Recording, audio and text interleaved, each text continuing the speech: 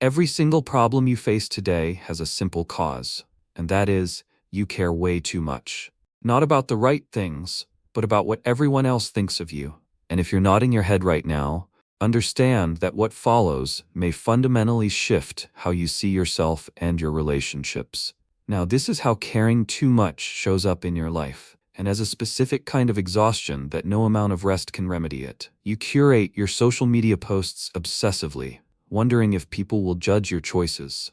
You change your outfit 3 times before leaving the house because you're imagining what others might say. You pursue a career path that impresses people or families at parties rather than one that actually fulfills you. You are constantly editing your own life to make sure it remains acceptable to an audience that isn't even paying attention. This is what it looks like when you've made other people's opinions more important than your own truth. Real quick, if you love psychology, values like this, make sure you subscribe and join the newsletter community in the description. I share a lot of values you don't want to miss. Now back to the real talk. Here's what most of you don't realize. If you continue down this path, you won't just lose years, you'll lose yourself entirely. 10 years from now, you'll look in the mirror and won't recognize the person staring back. You'll have built a successful performance of a life while your authentic self suffocated quietly beneath the applause. The resentment doesn't fade with time. It compounds like interest on a debt you never agreed to pay. If you recognize this deep, soulful drain within yourself, you aren't simply nice. You are experiencing what psychologists identify as fawning, a survival response where pleasing others becomes your strategy for safety. And I'm telling you this for free. The day you quit pleasing others, you will start feeling peace within. Today, let's dismantle the cage you built for yourself. Consider why you developed this pattern. If you grew up in an environment where emotions were unpredictable, being agreeable became your shield. You learned to trade your authenticity for safety, and that exchange rewired how you relate to every person you meet. You became what researchers call a social chameleon, blending in so seamlessly that you forgot what color you actually are. Now imagine this. You're sitting at dinner with your family. Your sister makes a comment that dismisses something you deeply care about.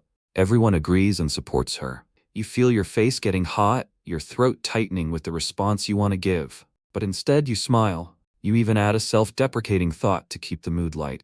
Later that night, alone in your car, you replay that moment over and over, rehearsing what you should have said. That gap between who you are and who you pretend to be, that's where your energy dies. This leads us to an uncomfortable realization about how this pattern actually functions. When you live perpetually for others, you're operating from what psychologists call a covert contract. The internal logic works like this. I was there for you, so you should be there for me. But when they don't reciprocate, resentment floods in. Now this doesn't make you a bad person. It makes you human. You're not consciously manipulating anyone. You're simply caught in a pattern where your kindness comes with invisible strings attached. Strings you didn't even know you were tying. The cure for this condition is what Alfred Adler called the courage to be disliked. This represents one of the most liberating concepts you will ever encounter. Here's the truth that will set you free. Your worth is not determined by how many people approve of you. Let me restate this. Being disliked is not evidence of failure. It's evidence that you stood for something authentic. It signals you possess boundaries. And when you're old enough to realize most people aren't worth your time, being disliked can be a blessing. So how do you actually break this pattern? You begin with what I call disappointment exposure therapy. You must practice disappointing people in small, manageable ways. Say no to the dinner invitation you don't want to accept. Wear the outfit that feels like you. Speak your opinion even when the room falls silent. The first time you attempt this, your nervous system will respond dramatically. Your heart will race. Guilt will flood through you. But then, something remarkable occurs. The world continues. The people who valued you only for your compliance will distance themselves, and you must allow them to leave. They were never genuine friends. They were consumers of your energy. The people who remain, those are the ones who love you, not the performance. Here's the insight that changes everything. Living for others drains you, but living for yourself fills you up. And that's when you actually have something genuine to give. Research on compassion fatigue confirms this. When you sacrifice yourself repeatedly, you don't become more loving, you become resentful and depleted. Imagine waking up tomorrow and the heaviness is gone. You speak your truth at the family dinner. someone disapproves, and instead of that familiar panic, you feel nothing, just clarity. You're no longer performing. You're no longer calculating. You're simply present, authentic, free. The people around you might be surprised at first, but the ones who matter adjust. And you finally recognize yourself again.